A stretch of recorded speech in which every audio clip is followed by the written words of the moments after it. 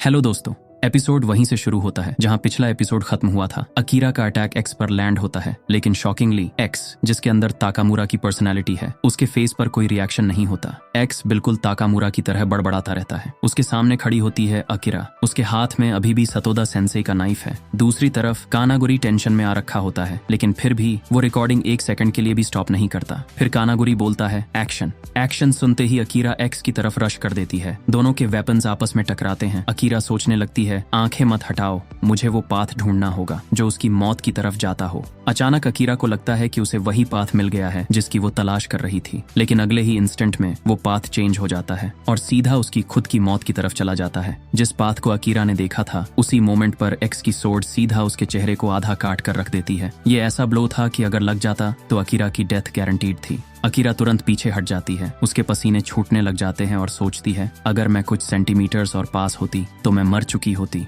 इस रियलाइजेशन के बाद अकीरा और ज्यादा नर्वस हो जाती है। लगता है एक्स को पूरी तरह हराने का कोई तरीका ही नहीं है, लेकिन तभी उसके थॉट्स की डायरेक्शन अचानक बदल जाती है। उसे याद आती है उसकी प्यारी आंट रायन की डेथ और अपने मन में सोचती है, शुरू से ही मुझे रियन की मौत को एक्सेप्ट कर लेना चाहिए था। मैं बहुत खुश थी ये सोचकर कि मैं रायन के साथ रह सकती हूँ और उससे फिर से बात कर सकती हूँ। इसीलिए मैंने इस आदमी को समझने की कोशिश की। मैं रियलिटी से भाग रही थी और उस फैंटेसी में जी रही थी जो उसने बनाई थी। अकीरा बोल रही है कि उसे लगता था कि उजुकी के जरिए वो अकाओ से बात कर पा रही है। उसे लगता था अगर वो उजुकी को समझेगी तो वो रियन के और करीब पहुंच जाएगी, लेकिन अब उसे सच समझ आ चुका है। असल में अकीरा अकाओ से नहीं मिल रही थी, वो सिर्फ रियलिटी से भाग रही थी। उजुकी ने जो इल्यूजन क्रिएट किया था, अकीरा उसी फैंटेसी में जी रही थी जहां रायन अभी भी जिंदा है और इसीलिए वो खुद को ब्लेम करती है। मैं बस रायन की मौत को एक्सेप्ट नहीं कर पा रही थी। ये समझते ही अकीरा उजुकी की तरफ फिर से रश कर देती है और इस बार वो उजुकी के शोल्डर को घायल कर देती है, लेकिन फिर से उजुकी कोई रिएक्शन नहीं देता।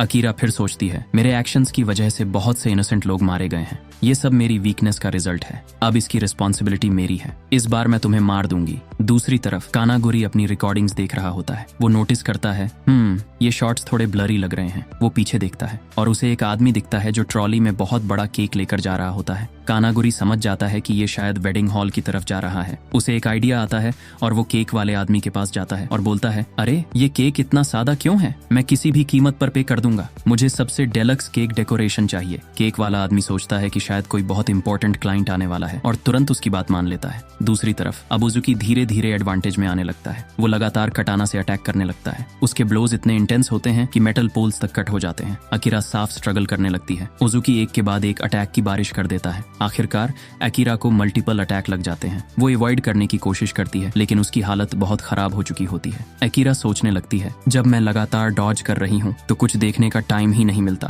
तभी अचानक कानागुरी उसके सामने आ जाता है। वो सीधा अपना कैमरा अकीरा की तरफ पॉइंट कर देता है और बोलता है, तुम ऑडियंस को बोर कर दोगी, हमें हमारी हीरोइन से दमदार मूव्स चाहिए। अकीरा को साफ समझ आ जाता है कानागुरी को किसी से कोई लेना देना नहीं है। उसके लिए ये फाइट बस एक मूवी सीन है। उसी मोमेंट कानागुरी के पीछे से उजुकी फिर से एक डेडली अटैक अनलीश करने वाला होता है। आपको याद होगा, कानागुरी अकाओ और एक्स की पूरी फाइट कैप्चर कर रहा है। ये फुटेज अलग अलग जगह ब्रॉडकास्ट हो रही है, यहाँ तक कि साकामोटो खुद टीवी पर ये सीन्स देख चुका है। अकीरा अब कानागुरी को कंप्लीटली इग्नोर कर देती है। वो सिर्फ फाइट पर फोकस करती है। अकीरा कानागुरी को पकड़कर दूर फेंक देती है क्योंकि उजुकी उसे भी काटने वाला था। इसके बाद अकीरा सीधा उजुकी का हाथ पकड़ लेती है ताकि वो उसके अटैक को रोक सके, लेकिन उजुकी की इनहेरेंट स्ट्रेंथ बहुत ज्यादा होती है। अकीरा पूरी तरह अटैक रोक नहीं पाती, लेकिन वो उसकी डायरेक्शन चेंज कर देती है। एक्स का अटैक सीधे फ्लोर पर लगता है और वहां से निकलता है एक स्लैश जो सामने रखे हुए केक को बीच में से कट कर देता है। कानागुरी ये पूरा सीन अपने कैमरा में परफेक्टली कैप्चर कर रहा होता है। कानागुरी कहता है,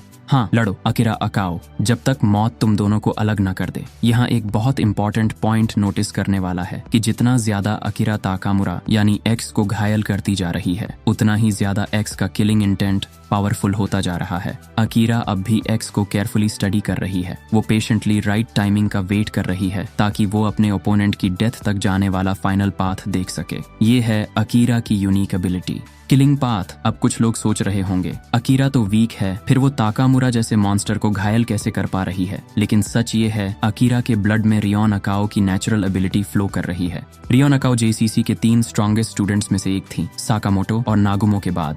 अगर आपको याद हो, जेसीसी आर्क की शुरुआत में अकीरा के पास भी अकाओ जैसी इनहेरेंट एबिलिटी थी। अकीरा बस वेट कर रही है उस एग्जैक्ट मोमेंट का, उस फाइनल पाथ को देखने के लिए जो उसके एनिमी की डेथ तक जाता है। इसके आगे क्या होगा वो हम देखेंगे अगली वीडियो में। अगले चैप्टर की रिलीज डेट स्क्रीन पर आ रही होगी। अगला चैप्टर आएगा 18 जनवरी को, यानी 2 हफ्ते बाद।